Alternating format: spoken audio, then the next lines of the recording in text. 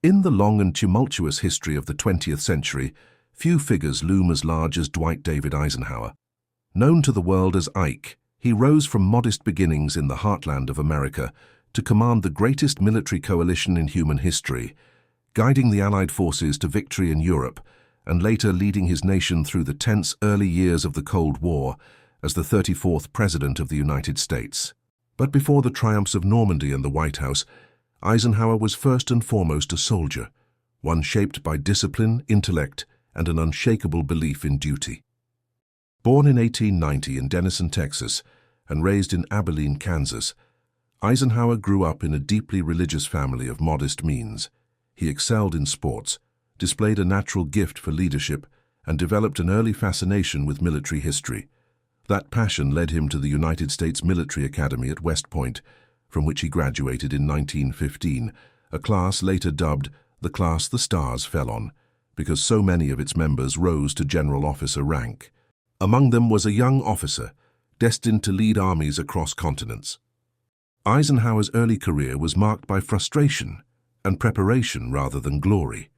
When the United States entered World War I in 1917, he longed for combat command, but was instead assigned to training tank crews at Camp Colt in Pennsylvania. The war ended before he could see action, leaving him disappointed but not deterred. The experience honed his skills as an organizer and instructor, qualities that would define his leadership in the decades to come. During the interwar years, Eisenhower's career progressed steadily, though without the fanfare of battlefield heroism. He served under some of the U.S. Army's most formidable leaders, including General Fox Connor, who mentored him in the art of strategy and coalition warfare, and General Douglas MacArthur, with whom he worked closely in the Philippines. These assignments broadened Eisenhower's understanding of global strategy and the logistical complexities of modern warfare. By the late 1930s, as Europe slid toward another catastrophic conflict, Eisenhower was a lieutenant colonel known for his meticulous planning, calm temperament, and ability to coordinate complex operations. These traits did not go unnoticed.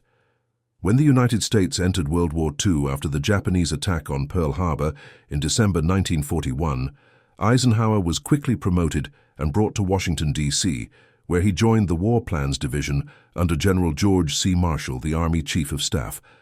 Marshall, a master judge of talent, immediately recognized Eisenhower's exceptional abilities. "He has the rare knack," Marshall observed, "of getting other people to work together." In June 1942, just 6 months after Pearl Harbor, Eisenhower was promoted to Major General and sent to London as commander of the European Theatre of Operations. It was an extraordinary rise, from an obscure colonel to one of the most important positions in the U.S. Army in little more than a year. His mission was daunting: to plan and eventually lead the Allied invasion of Nazi-occupied Europe. The Allies faced immense challenges. Germany controlled most of continental Europe, its armies entrenched from the Atlantic coast to the gates of Moscow. Any invasion across the English Channel would require an unprecedented concentration of men, ships, aircraft and supplies, and coordination among nations with differing priorities, personalities, and military doctrines. Eisenhower's greatest strength lay not in personal flamboyance or battlefield theatrics, but in his ability to unite these disparate forces into a cohesive whole. He possessed a rare combination of humility, patience, and decisiveness, qualities that earned him the trust of leaders as formidable as Winston Churchill, Franklin D. Roosevelt, and Charles de Gaulle. His first major test came not in France but in North Africa. In November 1942, Eisenhower commanded Operation Torch, the first large-scale Anglo-American offensive of the war. The invasion aimed to clear Axis forces from North Africa, secure the Mediterranean, and prepare for an eventual invasion of southern Europe. Eisenhower had to manage not only the complexities of amphibious operations, but also the delicate politics of dealing with Vichy French authorities and coordinating British and American forces still unaccustomed to fighting together. The campaign was far from flawless. Early landings were chaotic, and Eisenhower faced criticism for being too cautious and conciliatory. But he learned quickly. By May 1943, Axis forces in North Africa had surrendered, delivering over 250,000 prisoners into Allied hands. Torch was a strategic success and a vital proving ground for Eisenhower's leadership. Flush with that victory, Eisenhower next oversaw Operation Husky, the July 1943 invasion of Sicily. The operation demonstrated his growing confidence and authority. The Allies successfully captured the island, and Benito Mussolini's fascist regime collapsed shortly thereafter. However, the campaign also exposed tensions within the Allied command. British Field Marshal Bernard Montgomery and American General George S. Patton clashed repeatedly over strategy and recognition, and Eisenhower had to balance their competing egos while keeping the focus on the larger mission. His deft handling of these volatile personalities reinforced his reputation as a leader who could hold a fractious coalition together. The Sicily campaign paved the way for the invasion of mainland Italy in September 1943. While Eisenhower's direct involvement lessened as he prepared for even larger responsibilities, his leadership in North Africa and the Mediterranean had proven decisive. It convinced Roosevelt and Churchill that he was the right man to lead the ultimate Allied endeavor, the liberation of Western Europe itself. By late 1943, preparations were underway for Operation Overlord, the long-awaited cross-channel invasion of Nazi-occupied France. The stakes could not have been higher. Stalin had been pressing for a second front to relieve pressure on the Soviet Union, and both Roosevelt and Churchill understood that only a direct assault on Germany's fortress Europe could bring about Hitler's defeat. In December 1943, Roosevelt and Churchill met at the Tehran Conference with Stalin, where they reaffirmed their commitment to a major invasion of northern France in the spring of 1944. Shortly thereafter, they made a pivotal decision. Dwight D. Eisenhower would serve as Supreme Commander of the Allied Expeditionary Force, SHAEF. It was the culmination of a meteoric rise. A man who had never commanded troops in combat would now lead the largest military operation in history. Eisenhower approached the task with characteristic humility and resolve. "It is a terrible responsibility," he wrote in his diary, "but I cannot shrink from it." His headquarters was established in Southwick House near Portsmouth, England, and planning for Overlord accelerated. The challenges were staggering: coordinating forces from multiple nations, integrating air, land, and sea operations, managing supply chains that stretched across the Atlantic, and maintaining the secrecy and deception essential to success. Eisenhower's role as Supreme Commander demanded more than tactical brilliance. It required diplomacy on a grand scale. The Allied coalition was a complex web of national interests, military cultures, and clashing personalities. The British, with their vast imperial experience, often viewed the Americans as brash newcomers. The Americans, newly ascendant as a global power, sometimes saw the British as overly cautious and tied to colonial priorities. The Canadians, Free French, Poles, and other Allied contingents each brought their own aspirations and sensitivities. Holding this fragile alliance together would test Eisenhower's greatest strength, his ability to forge unity from discord. Nowhere was this more evident than in his dealings with his principal subordinates. Field Marshal Bernard Montgomery, the brilliant but egotistical British commander, was appointed Ground Forces Commander for the initial phase of Overlord. Montgomery's strategic insights were invaluable, but his arrogance and disdain for American officers frequently strained relations. General George S. Patton, the charismatic and controversial U.S. commander, had been sidelined after slapping a shell-shocked soldier in Sicily, but his aggressive style made him indispensable for the coming campaign. Eisenhower had to balance Montgomery's ambition and Patton's volatility, while maintaining trust with more reserved leaders like General Omar Bradley, who would command the U.S. First Army during the invasion. Political pressures were no less intense. Churchill and Roosevelt each had their own priorities, and Stalin, impatient for a second front, pressed relentlessly from Moscow. Eisenhower navigated these competing demands with tact and patience, always emphasizing the overarching goal: total victory over Nazi Germany. His calm demeanor and absence of ego reassured political leaders and generals alike. As British General Alan Brooke observed, Ike had the gift of persuasion. He could get people to do what they did not want to do, and to like it. The planning for Operation Overlord was the most complex undertaking of the war. Every detail had to be anticipated. Tides, weather, enemy dispositions, logistics, and coordination among land, sea, and air forces. The invasion required more than 5,000 ships, 11,000 aircraft, and over 150,000 troops in the first wave alone. Millions of tons of supplies, from ammunition to medical equipment, had to be stockpiled. The scale of the enterprise was so vast that British Prime Minister Winston Churchill, despite his deep involvement, famously remarked, "This is much the greatest thing we have ever attempted." Eisenhower insisted that planning extend beyond the initial landings. Capturing the beaches was only the first step. The real objective was to secure a lodgment large enough to sustain the build-up of Allied forces and break out into the French interior. This required careful coordination of airborne assaults, naval bombardments, amphibious landings, and logistical support, all executed with precision across a front stretching more than 50 miles. Deception was another crucial element of Eisenhower's strategy. Operation Bodyguard, an elaborate series of ruses, was designed to convince the Germans that the invasion would come at Pas de Calais, the narrowest point of the English Channel. A fictitious 1st U.S. Army group, complete with dummy tanks, landing craft, and radio traffic, was established in southeast England under the nominal command of George Patton, whom the Germans regarded as America's best field commander. False intelligence fed through double agents reinforced the illusion. The deception worked so well that even after Allied troops were ashore in Normandy, German High Command continued to expect a second, larger invasion at Calais. While plans took shape, Eisenhower was acutely aware that the invasion's success depended not only on strategy, but also on morale. He visited training camps, inspected troops, and spoke to soldiers preparing for the assault. His presence was calm and reassuring, his words simple but profound.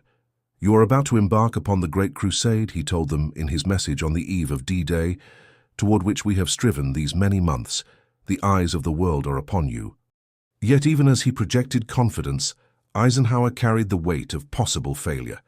He drafted a brief note accepting full responsibility if the invasion failed, writing that, "If any blame or fault attaches to the attempt, it is mine alone." He kept the note in his wallet on June 6, 1944, a testament to his deep sense of duty and accountability. The weather, always a critical factor in amphibious operations, became a source of intense anxiety.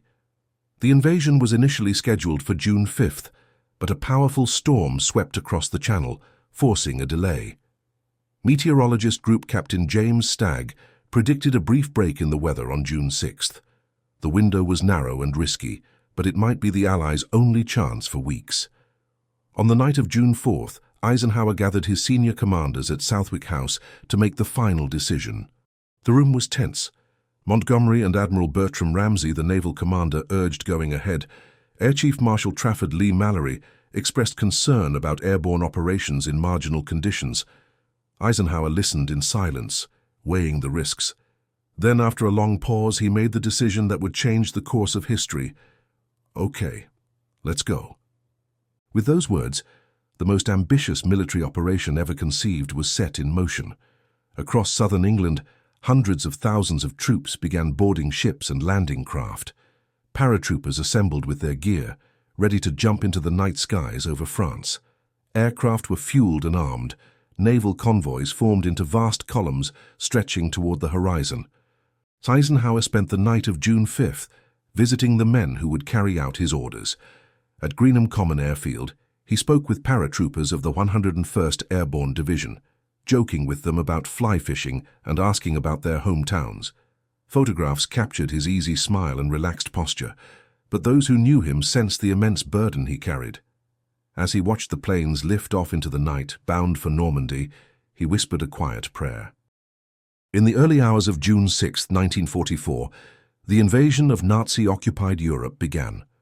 As the Allied Armada crossed the Channel and thousands of paratroopers dropped behind enemy lines, Eisenhower waited in his headquarters, knowing that the fate of the free world now rested on the courage of the men he had sent into battle.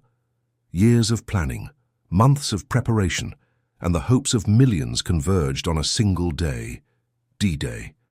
This was the culmination of everything Dwight D. Eisenhower had become, the patient planner, the coalition builder, the steady hand at the helm of history's greatest crusade. And though the battles to come would be brutal and the road to victory long, the man from Abilene had already proven himself equal to the moment. In the early hours of June 6, 1944, as Allied paratroopers descended behind enemy lines and thousands of landing craft churned across the English Channel, General Dwight D. Eisenhower waited in his headquarters at Southwick House. The moment he had spent his entire career preparing for, the liberation of Western Europe, had finally arrived. Years of planning, months of meticulous coordination, and the hopes of millions rested on the courage of the men now storming the beaches of Normandy. The success of Operation Overlord was far from guaranteed. Despite overwhelming Allied superiority in numbers and materiel, the Germans possessed formidable defenses along the Atlantic Wall. Yet, through a combination of deception, meticulous planning, and the courage of Allied troops, the landing succeeded. By nightfall on D-Day, over 156,000 soldiers were ashore. The beachheads at Utah, Omaha, Gold, Juneau, and Sword were linked within days, and the Allies had established a firm foothold in France. For Eisenhower, D-Day was both a triumph and the beginning of an even greater challenge. Securing a beachhead was one thing, breaking out from it and defeating the Wehrmacht was another. The German army, though battered, remained formidable. Field Marshal Erwin Rommel and Gerd von Rundstedt sought to contain the Allied advance, while Adolf Hitler continued to believe the landings in Normandy were a diversion from a larger assault at Pas-de-Calais. This strategic miscalculation, reinforced by Eisenhower's deception operations, delayed German reinforcements and gave the Allies precious time to consolidate. The Battle of Normandy, however, was grueling. The dense bocage, hedgerow country, of northern France neutralized many Allied advantages. Progress was slow and costly, with towns like Caen and Saint-Lô becoming scenes of brutal urban warfare. Eisenhower, as Supreme Commander, had to balance competing demands from his field commanders.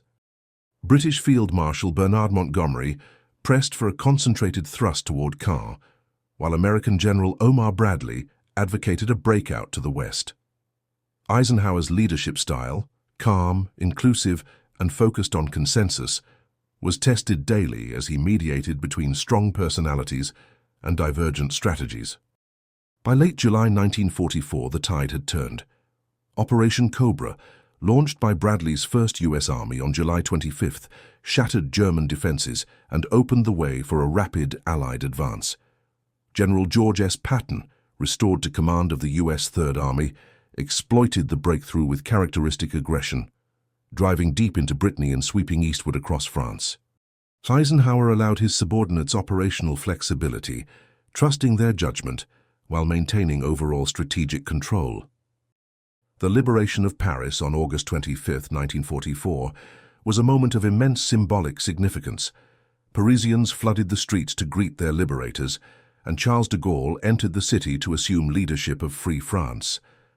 Eisenhower, mindful of political sensitivities, allowed French forces to lead the entry into the capital, ensuring that liberation would be seen as a French triumph rather than an Anglo-American imposition. As summer turned to autumn, Allied forces pushed toward Germany. However, logistical challenges began to slow the advance. The rapid pursuit had stretched supply lines thin, and ports capable of handling the vast quantities of material required by modern armies were scarce. The port of Antwerp, captured largely intact in early September, could not be used until German forces were cleared from the Scheldt estuary, a task that took weeks and cost thousands of casualties. Eisenhower faced growing criticism, particularly from Montgomery, who argued for a concentrated thrust into northern Germany rather than Eisenhower's broad front strategy.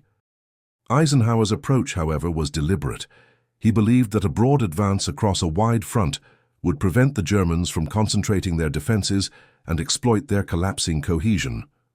"The enemy's line is a shell," he wrote. "Crack it everywhere and it will crumble." The broad front strategy also ensured that all Allied armies, American, British, Canadian, and Free French, advanced together, preserving coalition unity. Not all of Eisenhower's decisions paid off. In September 1944, Montgomery launched Operation Market Garden, an ambitious airborne assault aimed at seizing bridges in the Netherlands and opening a direct route into Germany's industrial heartland. Eisenhower approved the operation despite misgivings about its risks and logistics. Market Garden ultimately failed, with heavy casualties and no decisive breakthrough. Eisenhower accepted responsibility, later calling it a gamble that did not succeed. In December 1944, Hitler launched his final major offensive in the West, the Battle of the Bulge. In a desperate attempt to split the Allied lines and capture the vital port of Antwerp, German forces smashed into the Ardennes, catching the Allies by surprise. The ensuing battle was the largest fought by US forces in Europe. Eisenhower reacted swiftly, ordering reinforcements into the breach and shifting units to contain the offensive. Despite bitter fighting and severe winter weather, the Allies held firm. Patton's Third Army executed a brilliant pivot northward, relieving the besieged town of Bastogne and helping to turn the tide. The failure of the Ardennes offensive exhausted Germany's reserves and sealed the fate of the Third Reich. By early 1945, Allied armies had crossed the Rhine River and were driving deep into Germany from the west, while Soviet forces advanced from the east. Eisenhower coordinated closely with Marshal Georgy Zhukov, his Soviet counterpart, and managed delicate political considerations as Allied and Soviet forces prepared to meet on German soil.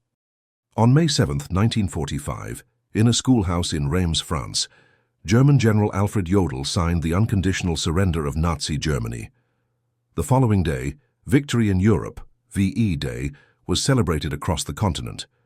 Eisenhower, who had overseen the largest military campaign in history, now stood at the pinnacle of his career. Yet, true to character, he eschewed triumphalism. Humility must be the portion of any man who receives acclaim earned in the blood of his followers and the sacrifices of his friends, he wrote. With the war in Europe over, Eisenhower's responsibilities shifted from combat operations to occupation and reconstruction. As military governor of the U.S. zone in Germany, he oversaw the demobilization of German forces, the administration of occupied territories, and the beginnings of the denazification process. He was deeply moved by the horrors uncovered in the liberated concentration camps, visiting Ohrdruf and Buchenwald personally. "The things I saw beg a description," he wrote to General Marshall, urging journalists and members of Congress to witness the atrocities firsthand to ensure the world would never forget. Eisenhower's reputation soared in the aftermath of victory.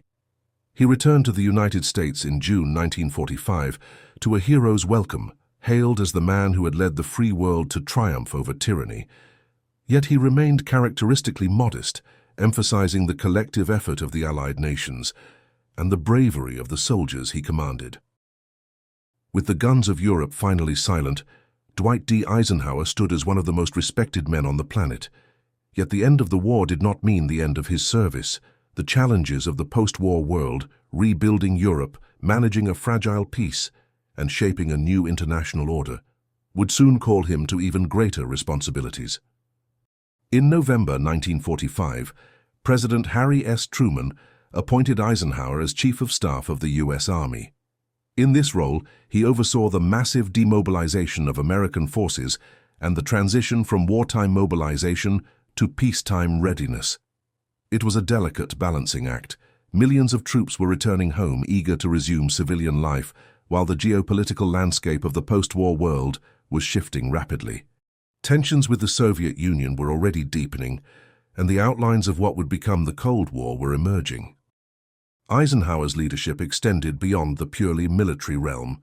He became a key figure in shaping early U.S. policy toward Europe, advocating strong support for economic recovery and political stability. He backed the creation of the Marshall Plan, which would funnel billions of dollars into rebuilding war-torn Europe, and supported the formation of new security structures that would eventually lead to the creation of the North Atlantic Treaty Organization, NATO. In 1948, Eisenhower retired from active duty, but his service to the nation was far from over. He briefly served as president of Columbia University, where he sought to modernize the institution and promote international understanding. Yet academia could not fully satisfy a man accustomed to global responsibility. In 1950, President Truman again called upon him, appointing him as the first Supreme Allied Commander Europe, decisive, for NATO. From his headquarters in Paris, Eisenhower worked tirelessly to build an integrated multinational defense force capable of countering Soviet power. By the early 1950s, Eisenhower was more than a soldier. He was a symbol of American strength, integrity, and unity. Both major political parties courted him to run for president. Although he had long remained apolitical, Eisenhower believed that the United States faced a pivotal moment. The Cold War was intensifying, the Korean War raged in Asia, and the nation was grappling with domestic challenges in the wake of the Great Depression and World War II. In 1952, he declared his candidacy for the presidency as a Republican. The election of 1952 was a decisive victory. Eisenhower defeated Democratic candidate Adlai Stevenson in a landslide, winning 39 of 48 states. His victory reflected not only his personal popularity, but also the American public's desire for steady, experienced leadership during a period of global uncertainty. On January 20, 1953, Dwight D. Eisenhower was inaugurated as the 34th President of the United States. His presidency would span 8 years, from 1953 to 1961, and leave a profound imprint on the nation and the world. As president, Eisenhower's approach was cautious, pragmatic, and deeply informed by his military experience.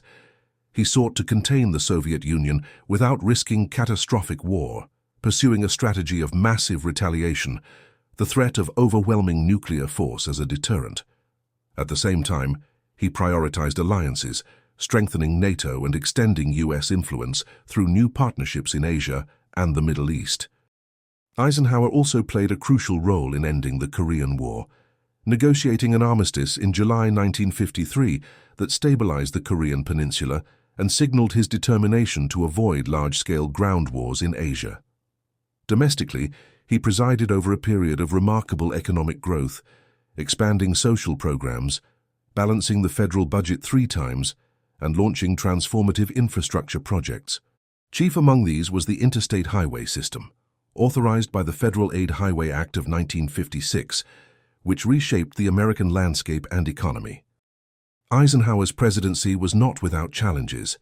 The Cold War intensified with events such as the Hungarian Revolution, 1956, the Suez Crisis, 1956, and the launch of the Soviet satellite Sputnik, 1957, which ignited the space race. He responded by strengthening America's technological base, creating the National Aeronautics and Space Administration, NASA, and expanding federal investment in science and education. On the domestic front, Eisenhower faced the rising tide of the civil rights movement. While personally cautious and often criticized for not acting more forcefully, he nonetheless took significant steps. In 1957, he sent federal troops to Little Rock, Arkansas, to enforce the Supreme Court's decision in Brown v. Board of Education, ensuring the integration of Central High School. It was a defining moment that demonstrated the federal government's willingness to uphold constitutional rights against local resistance. Eisenhower also warned against the dangers of unchecked military expansion. In his farewell address on January 17, 1961, he coined the term military-industrial complex and cautioned that the United States must guard against the acquisition of unwarranted influence by the defense industry. His words, delivered after a lifetime of military and public service, reflected a deep understanding of the balance between strength and restraint. On January 20, 1961, Eisenhower left office with one of the highest approval ratings of any departing president. He retired to his farm in Gettysburg, Pennsylvania, where he spent his final years writing memoirs, painting, and enjoying family life with his wife, Mamie Dowd Eisenhower. He remained a respected elder statesman, offering counsel to his successors and continuing to shape public debate through his writings and speeches. Dwight D. Eisenhower passed away on March 28, 1969, at the age of 78. His death was mourned around the world. Tributes poured in from soldiers he had commanded, leaders he had worked with, and ordinary citizens whose lives had been shaped by his decisions. He was laid to rest in his hometown of Abilene, Kansas, beneath a simple headstone bearing the inscription, Soldier Statesman, 1890–1969. Eisenhower's legacy is vast and enduring. As a general, he commanded the greatest coalition in history and led it to victory over tyranny.